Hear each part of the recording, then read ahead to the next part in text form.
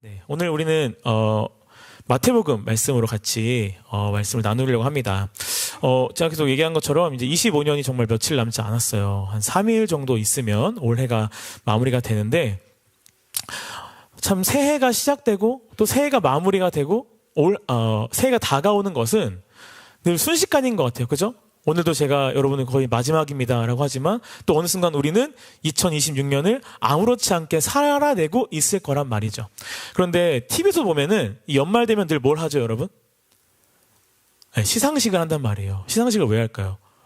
올 한 해 동안 어떤 누가 뭐 잘했는지 못했는지 그런 것들을 좀 이렇게 축복해주고 같이 축하해주는 위해서 여러 시상식들이 열리는데, 오늘 우리 예배가 나 스스로의 시상식이 됐으면 좋겠습니다. 우리의 영적인 시상식. 그래서 나는 올 한 해 하나님 안에서 열심히 잘 살아내었는가에 대한 나의 마음을 좀 돌아볼 수 있는, 그래서 오늘 이 말씀의 주제도 열매예요. 열매. 이 열매를 우리가 내 삶 속에 어떤 열매들이 올해 나에게 맺어졌는가, 그 열매에 대한 모습도 돌아보고 그 열매에 대한 감사한 시간도 한번 가져보는 시간이 되었으면 좋겠습니다. 그래서 여러분, 올해를 살면서 우리에게 맺어진 열매가 무엇이 있는가 한번 생각해 보시면 좋겠어요. 나에게 올해 맺어진 열매들은 무엇이 있을까? 어떤 사람들은 뭐 입시를 또 우리 오늘 이쪽에 여러분, 내년에 우리 함께 할 또 우리 고3 친구들이 오늘 같이 예배를 드리고 있어요. 네, 고3 친구들뿐만 아니라 우리 청년들 중에서도 입시란 친구들이 있는데, 어떻게 보면 입시 속에서 맺어가는 것이 그들만의 열매가 될 수도 있습니다. 그리고 누군가에게는 취업을 준비하는 거, 또 누군가에게는 회사에서, 가정에서 맺은 어떤 여러 가지 열매들이 있을 것 같아요. 저도 올해 열매가 무엇인가 라는 생각을 하게 되었을 때 제가 먼저 떠올려지는 것들은 눈에 보여지는 것들이 나에게 있어서 열매로 여겨지는 것들이 많은 것 같아요. 그래서 내가 좀 더 나아진 것이 무엇이 있는가, 내가 성취된 것이 무엇이 있는가가 우리가 이 열매라는 말을 했을 때 생각되어지는 이미지와 열매의 어떤 결과물들을 생각하게 되어진다는 거죠. 그런데 이 열매에 대해 이야기하다 보면은 이런 사람들도 있어요. 누군가는 저는 올해 이런 열매들이 있어요 하는 사람도 있지만, 저에겐 올해 열매가 하나도 없는데요, 저는 올해 뭐 맺어진 것도 없고 해낸 것도 없는 것 같습니다 라고, 뭔가 나는 좀 올해 그러면 다 실패한 건가? 라고 느껴지는 부분들이 있을 것 같아요. 열매라고 할 때 세상적 관점에서는 어떤 성과에 대해서 이야기를 할 때가 너무나 많다라는 것이죠. 자, 그러면 우리는 오늘 이 말씀을 통해서 열매를 봐야 되는데, 이 성경에서는 이 열매에 대해서 어떻게 여기고 어떻게 말씀하고 있는가 가 좀 중요하겠죠. 성경에서도 이 열매라는 단어를 영적으로 굉장히 많이 잘 설명하고 중요한 개념으로 우리에게 소개하고 있는데요. 많은 부분들이 있는데 제가 몇 가지 소개해 드릴게요. 마태복음 3장 8절을 보면요, 이렇게 말씀이 돼 있어요. 회개에 합당한 열매를 맺고 라고 되어 있습니다. 어떻게 되어 있다고요? 회개에 합당한 열매를 맺고. 또 요한복음 15장 5절을 보면요, 나는 포도나무요 너희는 가지라, 그가 내 안에 내가 그 안에 거하면 사람이 열매를 많이 맺나니 나를 떠나서는 너희가 아무것도 할 수 없음이라 라고 성경은 이야기하고 있습니다. 또 있습니다. 빌립보서 1장 11절을 보면요, 그리스도로 말미암아 뭐가 열린대요? 의의 열매가 가득하게 된대요. 히브리서에도 보면 이런 말씀이 있어요. 12장 11절 말씀인데 뭐라고 돼 있어요?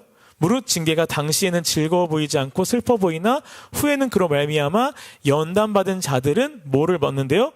의와 평강의 열매를 맺는다라고 말씀하고 있다는 겁니다. 여러분, 지금 제가 여러분들을 말씀에 소개해드린 이 열매들의 공통점이 뭔 것 같아요? 공통점이 뭔 것 같아요?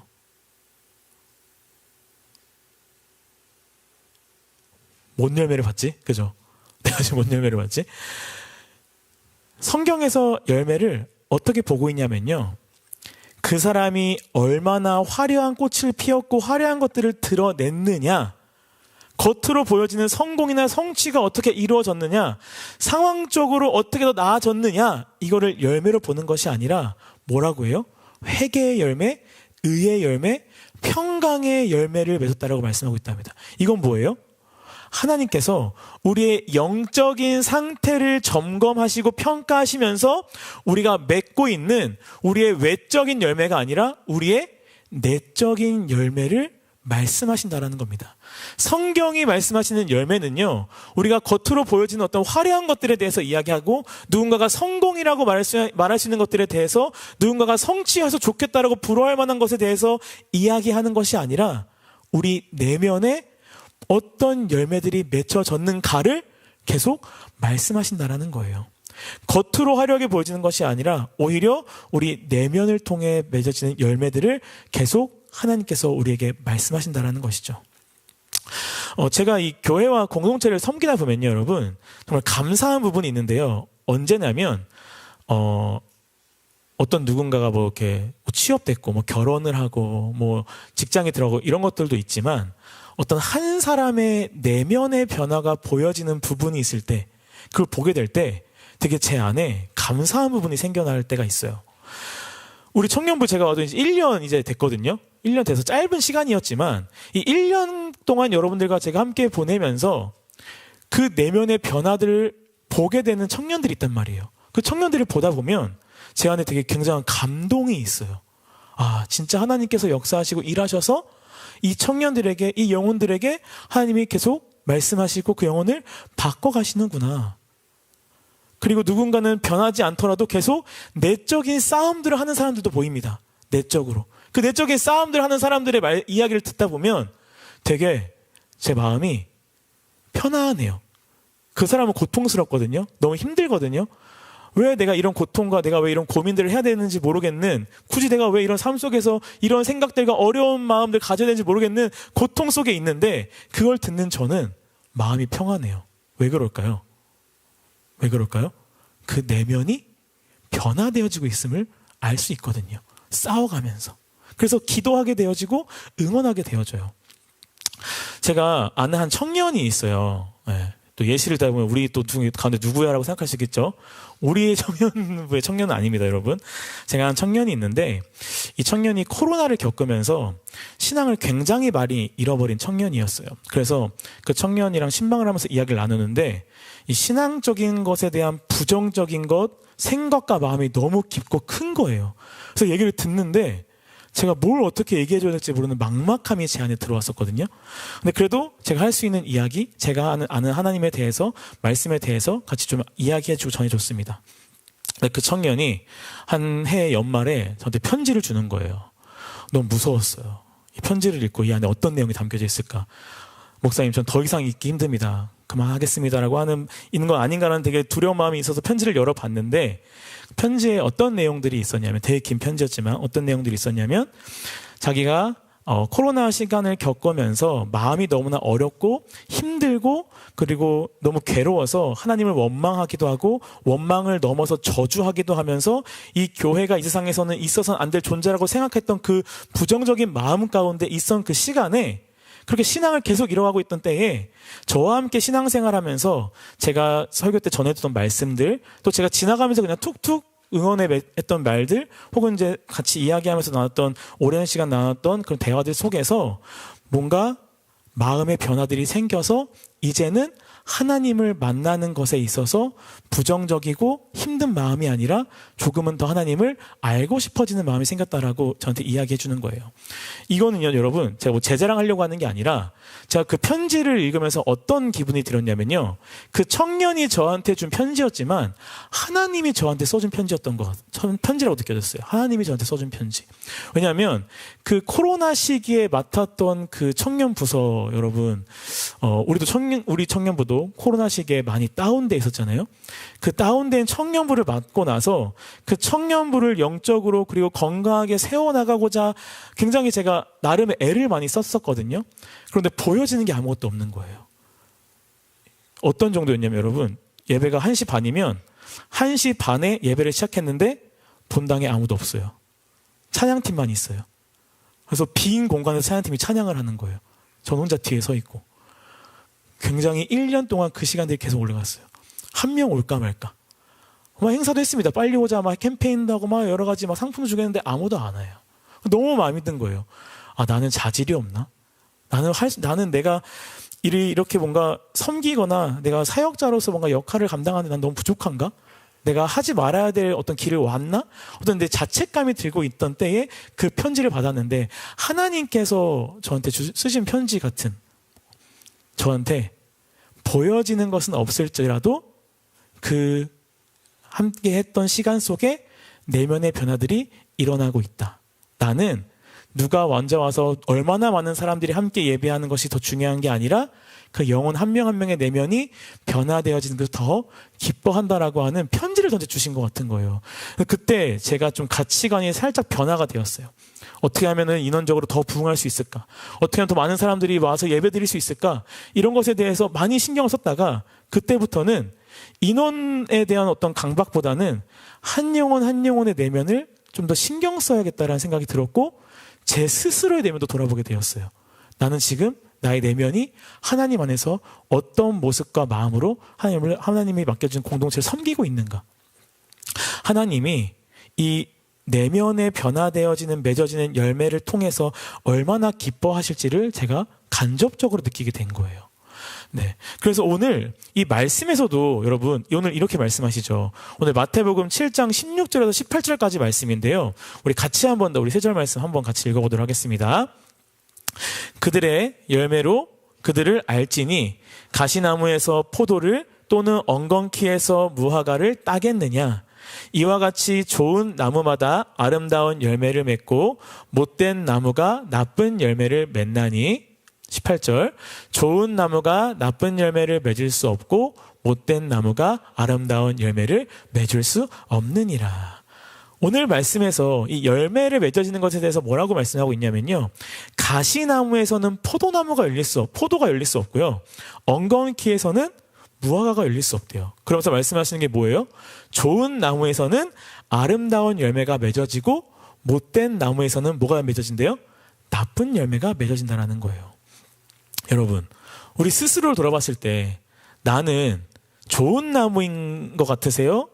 못된 나무인 것 같으세요? 나 좋은 나무다. 네, 어깨를 살짝 흔들어 주세요. 그럼 제가 볼게요. 네, 나 못된 나무 같다. 손 들지 마시고 가만히 계세요. 그죠? 대부분이 다 못된 나무라고 생각을 합니다. 네, 우리가 사실 살면서 내 신앙 가운데 좋은 열매가 맺어지는 것도 있고 또 살면서 내 스스로 돌아봤을 때 하나님의 백성으로서 옳지 않은 모습의 열매들을 맺어가는 모습들이 있어요. 그러다 보니 우리가 이 열매, 하나님 앞에 내가 좋은 나무인가 나쁜 나무인가를 생각할 때 대부분의 사람들은 좋은 나무라고 여기보다는 스스로를 못된 나무라고 여길 때가 더 많다라는 거예요. 그런데 그럴 수밖에 없는 이유가 있죠. 왜요?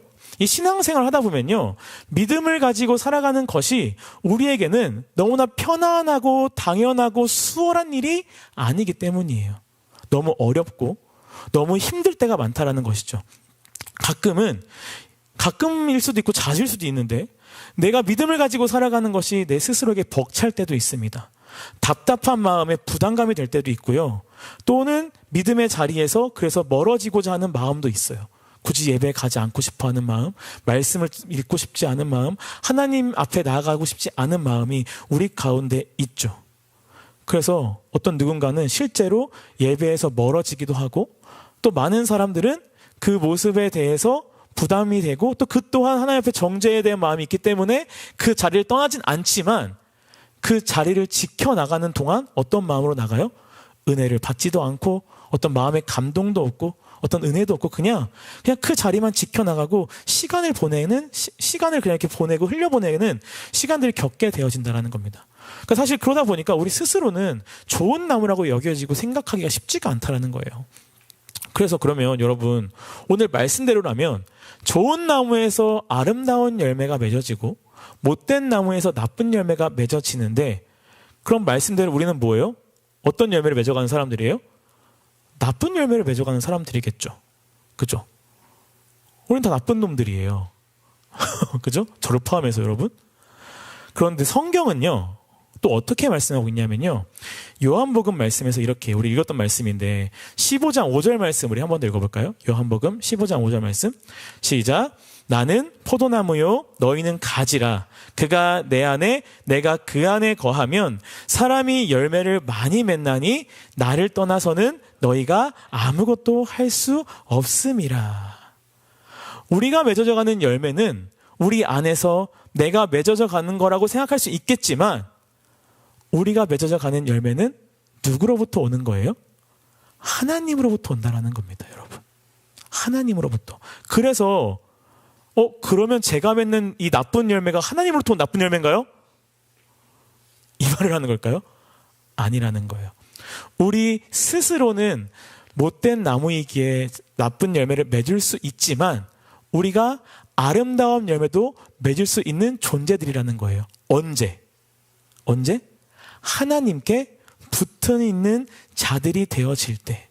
그래서 우리가 맺는 열매들은요, 우리가 좋지 않은 나무에도 불구하고 그 좋은 선한 열매, 아름다운 열매를 맺을 수 있는 자들인데 그 이유가 뭐라는 거예요? 하나님 아버지로 인하여 맺어진 열매라는 것입니다. 사실 나무는 내가 아니라 누구라는 거예요? 하나님이라는 거예요. 우리는 포도나무가 아니라 우리는 가지이기에 좋은 가지가 아닐지라도 하나님께 붙어 있게 되면 그를 통해서 우리 안에 좋은 열매들이 맺어질 수 있다라는 것입니다. 내가 좋고 내가 착한 사람이라서 좋은 열매 맺는 것이 아니라 나는 좋지 않은 나쁜 가지일지라도 내가 누구에게 붙어 있기에? 하나님에게 붙어 있기에, 선하시고 위대하시고 이 땅을 창조하신 그 아버지께 붙어 있기에 그 하나님으로부터 열려지는 아름다운 열매가 우리 안에 있다라는 거예요. 참 좋은 말씀이죠, 여러분. 중요한 건 뭘까요? 그러면 우리는 누구한테 붙어 있어야 되는 거예요? 하나님께 붙어 있어야 되는 거예요. 근데 여러분, 이 신앙이 쉽지 않다고 했죠. 왜 쉽지 않아요? 어디에 붙어 있는 게 쉽지 않아서? 하나님께 붙어 있는 게 쉽지 않다라는 거예요. 하나님께 붙어 있으면 우리에게 선한 열매가 맺어지는 거를 모르는 사람이 한두 명 있을 수도 있습니다. 대부분은 알 거예요. 하나님께 붙어 있으면 우리가 좋은 열매 맺을 수 있다. 그런데 하나님께 붙어 있는 게 어렵다라는 거죠. 하나님께 붙어 있어야 되는데 삶에서 부딪혀지는 부분들이 너무 많은 거예요. 신앙과 삶이 굉장히 이질적으로 느껴지는 부분들이 우리에게 너무나 많다라는 거죠. 그래서 말씀을 듣고 맞아, 그렇게 살아야 돼, 그래야지 기도하고 돌아가서도 삶에서 그렇게 살아가지 못하는 나의 모습을 볼 때 나는 너무 위선자 같기도 하고 말씀에 동의하고 믿고 있으나 막상 세상에 나와서는 말씀을 따르기 위해서 우리가 포기해야 할 것들을 포기해야 되고 내려놓아야 될 것을 내려놓아야 되는데 그 포기하는 것, 내려놓는 것이 너무 어렵다라는 거예요. 쉽지가 않다라는 거죠. 그래서 말씀을 따라 살지 못하는 결국 우리의 모습이 우리 가운데 있다라는 겁니다. 여러분도 저도. 그래서 우리의 신앙의 길은 너무 어려운 거죠. 늘 내 안에 피어나는 나의 생각, 나의 마음, 생각하다 보면 이 마음도 이 생각도 합당한 것 같고 맞는 것 같고 틀리지 않는 것 같은데 그래서 내 마음이 동하게 되어지고 흔들리게 되어지고 그러다 보면 또 내 마음과 생각과 싸워야 되는 순간순간, 그 순간 싸우는 것도 너무 힘든 그런 시간들이 나에게 다가온다는 거죠. 믿음의 길이 너무 참 힘들다라는 거예요. 그래서 여러분, 오늘 우리가 이 마태복음 7장 15절부터 말씀을 읽었는데요. 13절 말씀에 뭐라고 돼 있냐면요. 우리 마태복음 7장 13절 말씀 한번 읽어볼까요? 좁은 문으로 들어가라. 멸망으로 인도하는 문은 크고 그 길이 넓어 그리로 들어가는 자가 많고 라고 하고 있습니다. 믿음의 길을 13절에서 뭐라고 표현하고 있어요? 좁은 문이라고 표현하고 있어요. 좁은 문. 이 좁다라고 하는 것의 의미는요, 이 예레미야서를 보면 우리가 조금 더 잘 설명해주고 있는데 예레미야 30장 7절 말씀도 우리 같이 한번 읽어보도록 하겠습니다. 예레미야 30장 7절 말씀 시작. 슬프다 그날이여 그와 같이 엄청난 날이 없으리라. 그날은 야곱의 환난의 때가 되미로다. 그러나 그가 환난에서 구하여 냄을 얻으리로다. 여기서 반복되는 단어가 있습니다. 뭐죠? 뭘까요? 환난이라는 단어가 반복이 되어져요. 여러분, 이 좁다라는 말은요, 뭐랑 같은 말이냐면 환난과 같은 말이에요. 환난과. 우리가 가는 길은, 이 믿음의 길은 주님이 나아가신 길이긴 하지만 어떤 길이라는 거예요? 환난의 길이라는 거예요. 예수님을 믿게 되면 평탄하고 탄탄하고 넓은 길이 보장될 줄 알았는데 그것이 아니라 무슨 길이라는 거예요? 환난의 길이라는 거예요. 그러니까 우리가 하나님께 붙어 있으면 우리가 어떤 길을 걷는 거예요? 환난의 길을 거둘 수밖에 없다는 거죠. 그러니까 예수를 믿는 게 쉽지가 않은 거예요. 특히 우리 청년의 때에는 더 그렇게 느껴지는 부분들이 많을 겁니다. 이 즐길 세상이 너무나 많고 하고자 하는 뜻이 너무나 다양하고 크기에 더 많은 일들이 우리 가운데 있을 거죠. 이 목회자로 여러분 살아가다 보면 마음이 편할 것 같아요? 편치 않을 것 같아요? 맨날 교회에 있으면. 제가 어느 순간 이 세상의 감각을 잃어버리는 것 같은 때가 있어요. 교회에 있다 보니까 권사님들도 은혜롭게, 성도들도 은혜롭게, 청년들도 은혜롭게. 그러니까 사실 저는 어떻게 보면 신앙적인 것 안에서는 되게 온실 속의 화초 느낌인 거예요. 교회 안에서. 근데 여러분들은 어때요? 이 온실에 들어왔다가 어디로 가요? 세상으로 나아갑니다. 정말 세상과 싸우는 거예요. 그러니까 사실 교회에 있어서도 제가 좀 결단해야 될 일들도 있고 제 마음에 흔들리지 않도록 제가 좀 제 스스로 붙잡아야 될 일들도 있는데 이 교회를 벗어난 세상 속에 살아가는 여러분들의 삶은 얼마나 더 많은 결단과 포기가 요구되고 얼마나 더 많고 다양한 많은 갈등들이 끝까지 그들의 삶에 있겠어요. 버텨내기 너무 쉽지 않을 것 같은 거예요. 그런 순간들이 하루도 수십 번 찾아오겠죠. 그래서 뭐예요? 이 길이 너무 좁고 환난하고 곤고하다라는 거죠. 제 말 들으니까 여러분 어떠세요? 아, 믿음의 길 가는 거 이거 맞아요, 목사님? 맨날 뭐 환난 곤고만 얘기하시는데 이거 너무 힘든데 이거 그냥 듣는 것도 알겠지만 제가 너무 공감이 가요. 이런 사람들이 많을 것 같아요. 근데 여러분 여기서 우리에게 하나님께서 한 가지 희망을 심어주셨어요. 우리 아까 믿음의 길을 뭐로 표현했다 그랬죠? 13절에서 좁은 문. 우리가 지금 제가 말씀드린 건 뭐에 대한 이야기예요? 좁은 거에 대한 이야기예요. 그 뒤에 뭐가 붙어 있어요? 문이 붙어 있습니다. 문. 이 문은요 성경에서 더 확실하게 우리에게 말씀해 주세요. 어떻게 말씀하냐면 요한복음 10장 9절 말씀인데요. 우리 같이 한번 읽어볼까요? 내가 문이니 누구든지 나로 말미암아 들어가면 구원을 받고 또 들어가며 나오며 꼴을 얻으리라. 이 문이 누구래요? 문이 누구래요? 예수 그리스도라는 겁니다. 좁은 길만 있는 것이 아니라 그 길 끝에 누가 계신 거예요? 문이 되시는 그리스도가 계신 거예요. 그래서 그 문을 통해 가면 우리에게 좋은 목초지, 꼴을 얻게 되는 하나님의 나라가 우리에게 펼쳐진다는 것이죠. 그런데 여러분 여기서 뭘 말씀하고 있냐면 나로 말미암아 들어간다라고 되어 있어요. 나로 말미암아. 문 대신 예수 그리스도를 통해 들어가야 되는데 그러면 나로 말미암아 들어가게 하시려면 그 좁은 길을 갈 때 예수님께서는 우리를 방치할까요? 우리를 이끌고 같이 가실까요? 같이 가야겠죠. 좁은 길이 환난과 곤고의 길이나 우리가 그 환난과 곤고의 길에 버려진 존재가 아니라 누구와 함께 가는 존재들이라는 거예요? 예수님과 함께 가는 존재들이라는 겁니다. 그리고 그 길의 끝에 문이 열려 하나님 나라로 나갈 수 있다는 거죠. 그것이 우리에게 소망이 되고 희망이 되어지는 거예요. 이 믿음의 길은 좁고 힘들고 어려운 길이나 이 어렵고 곤고하고 힘든 것에 끝난 것이 아니라 이 길 가운데 하나님이 함께 하시며 그 길 끝에 누가 계시다? 예수 그리스도가 함께 계신다라는 것이죠. 그렇기 때문에 우리는 누구에게 붙어 있는 게 되게 중요한 거예요? 하나님께 붙어 있는 게, 예수님께 붙어 있는 게 되게 중요하다는 겁니다. 그래서 환난과 곤고 속에서 우리를 세우실 분도 그분을 통해 맺어질 열매를 통해 우리가 그 환난과 곤고도 넘어가도록 하나님께서 인도해 주시기 때문일 거라는 거예요. 그래서 저도 올해 그 하나님을 붙들기 위한 정말 제 안에 많은 싸움이 있었습니다, 여러분. 하나님에 대해서 말씀을 전하기도 하고 또 예배를 드리기도 하고 또 믿음과 신앙에서 여러분들과 함께 이야기 나누기도 하고 새벽에 나와서 말씀을 전하고 기도하고 기도에 나와서 또 기도하고 나아가고 있지만 올해 계속 제 마음속에 이 하나님께 붙어있기 위한 저만의 많은 싸움들이 일어났었어요. 인간적인 생각과 인간적인 마음에 자꾸 빠지게 되어졌을 때 제 마음이 흔들리는 것을 느끼게 되는 거예요. 금요 기도회 때 여러분들이 다 가고 텅 빈 공간에서 끝까지 기도함으로 하나님 앞에 마음의 위로를 받고 정말 하나님 함께 계시지, 하나님을 의지해야지 라고 하는 마음의 위로와 은혜를 받더라도 이 문을 열고 집에 가는 순간 저는 어떻게 될까요? 세상으로 연결하는 문을 열게 됩니다. 유튜브를 틀고 핸드폰을 틀고 누워서 다 끝났다, 오늘 편하다. 은혜가 다 사라져 버리는 거예요. 매일매일 싸우게 되는 거예요. 여러분, 인간적인 생각과 인간적이 빠지게 될 때 우리는 어떻게 되는 줄 아세요? 어떻게 되는 줄 아세요? 점점 맛이 가요. 그래서 계속 인생의 악순환이 우리 가운데 시작되어져요. 사실 우리가 이런 생각을 하는 사람도 많을 겁니다. 저도 가끔 해요.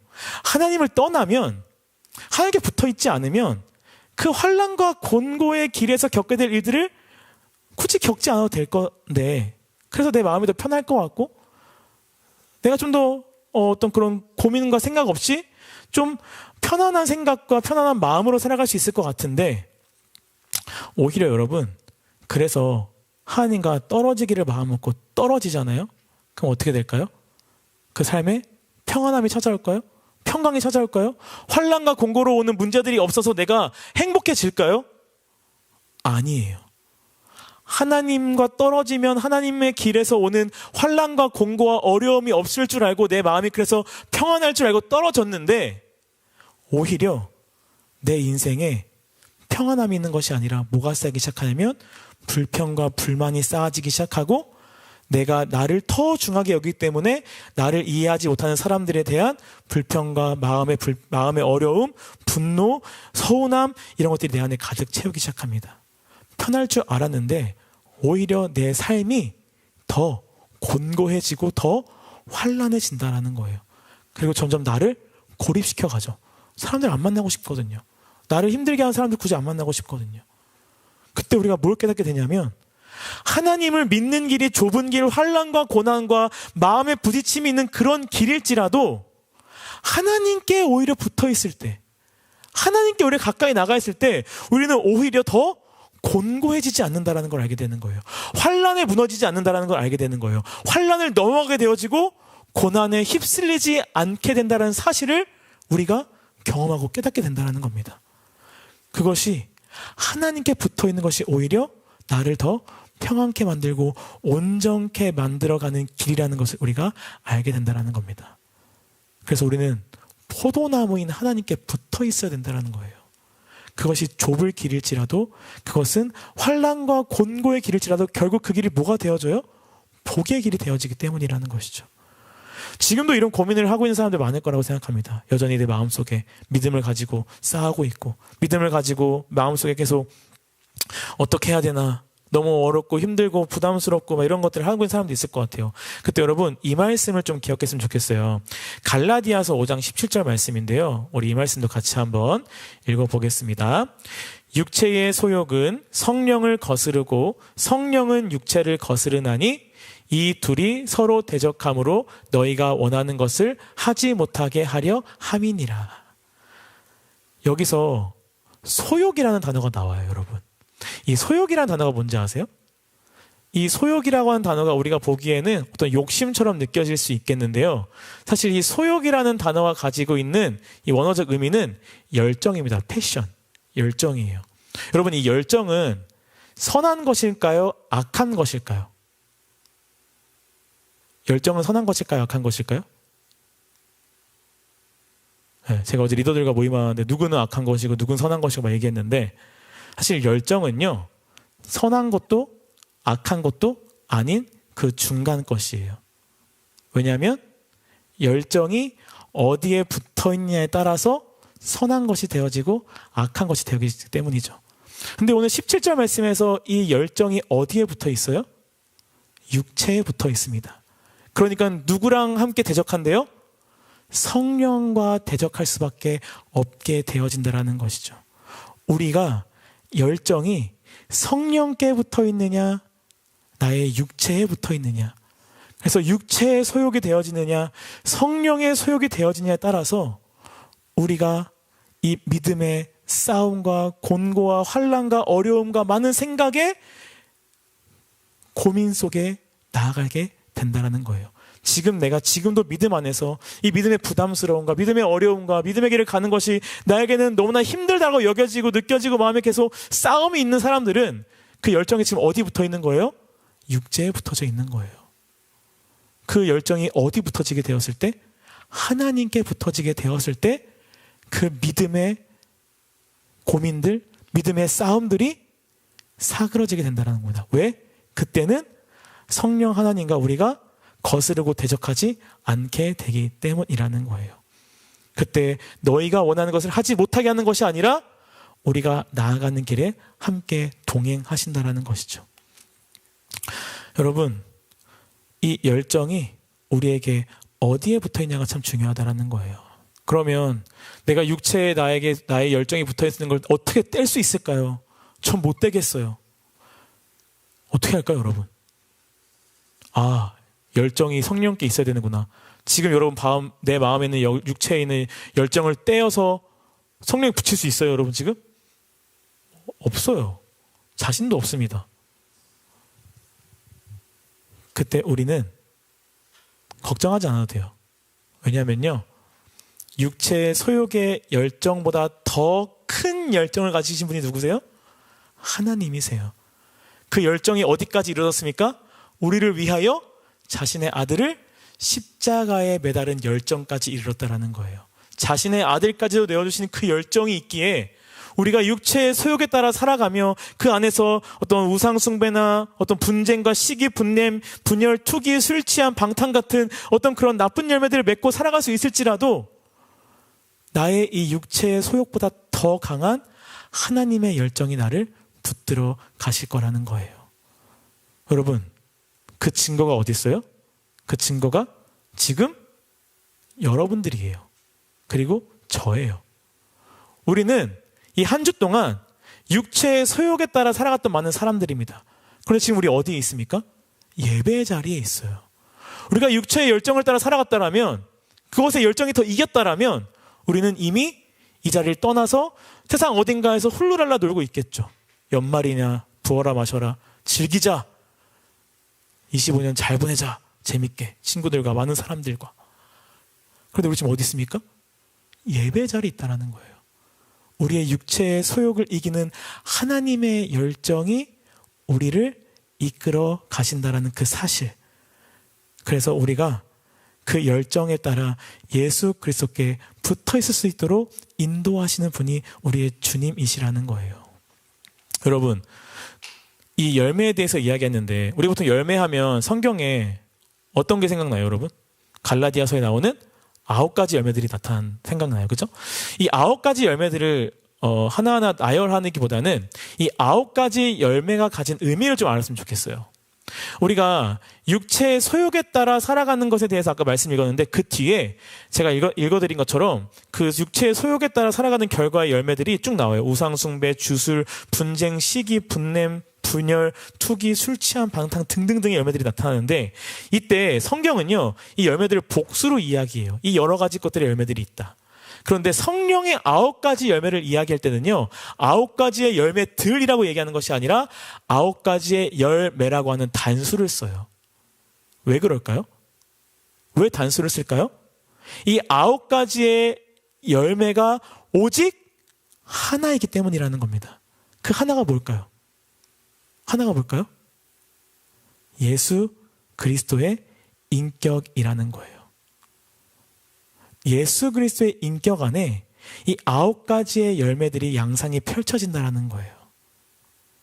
그래서 이렇게 생각하시면 돼요, 여러분. 제가 이 9가지 열매들 중에 8가지의 양상들을 여러분들에게 보여줘요. 근데 제가 오래 참음이 없습니다. 그래서 누가 저한테 얘기를 하면 저도 모르게 막 욕을 하는 거예요.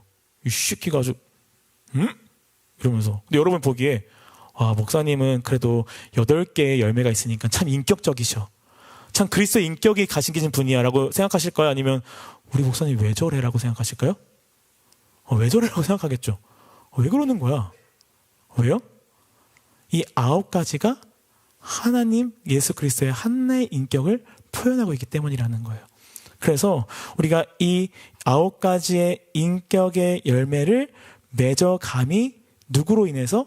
하나님께 붙어있음으로 인해서 우리 가운데 나타난다는 거예요. 한 번에 확 나타나지 않을 수 있어요. 조금씩 열매가 맺어질 겁니다. 천천히, 또 누군가에게 어떤 부분이 좀 더 크게. 그래서 이것들을 통해서 우리가 삶의 공고와 환난 속에 믿음의 길을 걸어갈지라도 그 열매들이 그 환난을 받아들이게 하게 하고 그 곤고를 이겨내게 하고 그 어려움을 이해하게 하고 수용하게 하고 받아들이게 한다는 거예요. 능히 넘어갈 수 있도록. 이 열매가 누구에 의해서 맺어진 거라고 여러분? 예수 그리스도에 의해서 맺어진 열매라는 겁니다. 우리가 어디 붙어있을 때? 하나님께 붙어있을 때. 마지막으로 열매에 대해서 한 가지만 더 이야기하고 마치자면요, 여러분.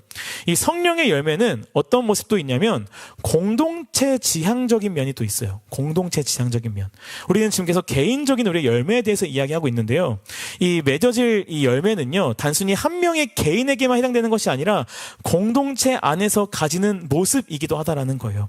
그래서 이것이 공동체로서 우리가 나아가는 유익이 되는 거예요. 함께 그 열매들을 맺어 나감으로 인해서 단순히 좋은 사람이 많아서 좋은 공동체가 아니라 이 열매들이 맺어 가기에 우리가 함께 나가는 좋은 공동체가 된다라는 것이죠. 그래서 우리는 계속 공동체로 함께 모여 나가야 되는 사람들인 거예요. 내 스스로의 신앙만 지켜나간다고 해서 내 안에 은혜가 쌓여져가고 하나님을 알게 되고 내 믿음이 세워져가고 커져가는 부분도 있겠지만 그 깊이와 넓이와 그 높이가 한계가 있습니다. 언제 더 깊어지고 넓어지고 높아지냐면 공동체 안에 있을 때. 내가 좋아하는 사람들만 있는 것이 아니라 내가 싫어하는 사람, 내가 보기 껄끄러운 사람, 내가 대화가 안 되는 사람, 나랑 성격이 잘 안 맞는 사람, 별로 보고 싶지 않은 사람이 있는 그 공동체 안에 내가 들어가 함께 나아가게 될 때 오히려 우리는 거기서 내 마음의 어려움으로 시험이 드는 것처럼 느껴질지라도 거기서 무엇이 피어나고 있는 거예요, 공동체 안에? 9가지의 열매, 그리스도의 인격적인 모습이 우리 공동체 안에 피어나게 된다는 거예요. 여러분, 너무 좋은 사람과 둘이 있다 보면 나한테 이 사람이 다 맞춰줍니다. 모든 걸 다 해줘요. 그럼 내 안에 오래 참음, 사랑, 긍휼의 마음이 피어날까 피어나지 않을까요? 필요 없어요. 필요 없잖아요. 그럴 필요가 없으니까. 그런데 이 사람이 자꾸 나를 찔러요. 그럼 어떻게 될까요? 내 안에 뭐가 자꾸 피어나게 돼야죠? 한 번 참고, 2번 참고, 한 번은 긍휼의 마음으로, 한 번은 분노했을지라도, 다음엔 또 그럴지라도 이 사람에 대해 이해하려 노력도 해보고, 이런 과정 속에서 우리 안에 뭐가 생기는 거, 공동체 안에서 하나님의 9가지 열매들이 함께 피어나가고 있다는 거예요. 그게 한 번에 완성되진 않아요. 언제까지 그게 피어날까요? 예수님께서 다시 오는 그날까지 피어나게 된다는 겁니다. 그 열매들이 조금씩 더 크게 맺어질 때 외부에서 누군가가 오고 함께 나아갈 때 위로받고 이 공동체 참 따뜻하다고 느껴지는 거예요. 모든 사람이 다 따뜻해서가 아니라 그 열매들이 맺어가고 있기 때문에. 그래서 공동체로 함께 모여난 것이 너무나 중요하다는 겁니다, 여러분. 그것이 우리 안에 더 아름다운 열매를 맺게 할 것이기 때문에. 말씀을 맺겠습니다, 여러분. 올해를 마무리하면서 또 내년을 준비하는 가운데 우리의 삶의 어떤 부분에서 좀 돌아볼 필요가 있는 것 같아요. 우리의 신앙도 돌아볼 필요가 있고, 시간은 다시 26년이라는 시간으로 바뀌게 되지만 우리의 신앙은 여전히 ING입니다. 신앙의 ING 가운데 정말 필요한 것은 뭐예요? 하나님께 붙어가는 것, 그리고 그 안에 세워지는 믿음으로 주님과 함께 살아가는 것. 그때 내 안에 뭐가 열리게 된다? 그리스도로 인한 9가지의 성령의 열매들이 조금씩 피어나게 되어지고, 그 공고와 환난과 어려운 길에 내가 놓일지라도 그것을 이겨낼 수 있는 힘이 하나님으로부터 계속 나와 나를 살게 하신다는 겁니다. 그것이 힘든 길이 아니라 오히려 우리에겐 복의 길이 된다는 사실. 올해 어떤 내 안에 열매들이 좀 맺어진 거 없다고 생각하는 여러분, 걱정하지 마세요. 우린 뭐 하는 중이라고요? 하나님을 믿는 중, ING라는 겁니다. 그래서 그 시간들을 계속 이어나가서 올해 마지막에도 또 내년 가운데에도 그 열매들을 계속 맺어가며 함께 나가는 우리 청년들, 또 우리 공동체 한 명 한 명의 우리 모든 영혼 되기를 예수님의 이름으로 축원합니다.